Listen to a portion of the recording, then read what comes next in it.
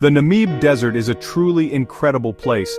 Imagine, just for a moment, a vast sea of sand stretching as far as the eye can see. Giant dunes rise up like mountains, their crests sharp against a brilliant blue sky.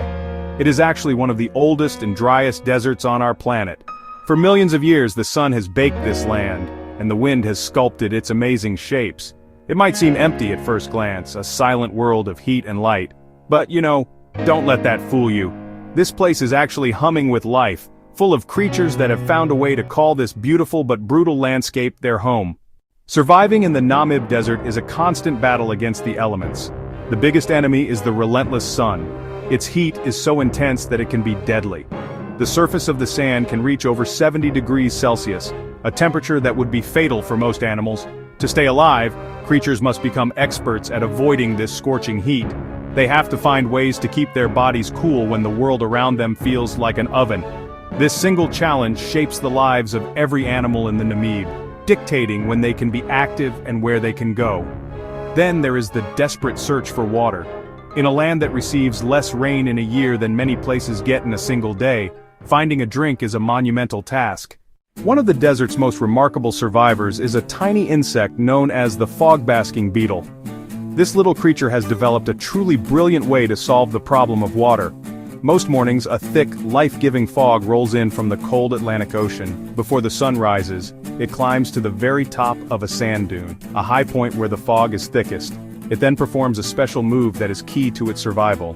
It's a behavior that looks almost like it's doing a headstand. Its hard black shell is covered in tiny bumps and grooves. As the fog passes over its body, microscopic droplets of water collect on these bumps. More and more droplets gather, merging together until they form a larger drop.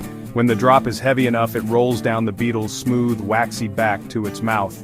On a good foggy morning, a beetle can drink up to 40% of its own body weight in water. Roaming the vast plains and dunes of the Namib, a truly majestic animal, the oryx. This large antelope is a symbol of resilience. With its long, straight horns, striking black and white face and sandy-colored coat, the oryx is perfectly equipped for life here.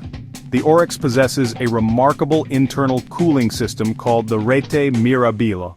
Cool air from its nose cools the blood going to this network, keeping its brain safe. This allows it to stay active for longer in the heat and gives it an edge in the search for food and water.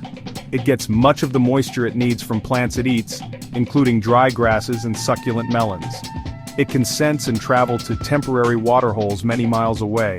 When it's unbearably hot, it digs shallow pits to reach cooler sand layers beneath the surface. As the sun sets and the desert sands begin to cool, another specialist emerges. This is the world of the Peringues adder, also known as the sidewinder. The sidewinder moves by throwing its body forward in S-shaped loops, so only two small sections touch the sand at once. This movement leaves distinctive J-shaped tracks in the sand. It buries itself until only its eyes and the tip of its tail are visible, waiting for small lizards, geckos, or rodents. When prey comes close, the sidewinder strikes with lightning speed.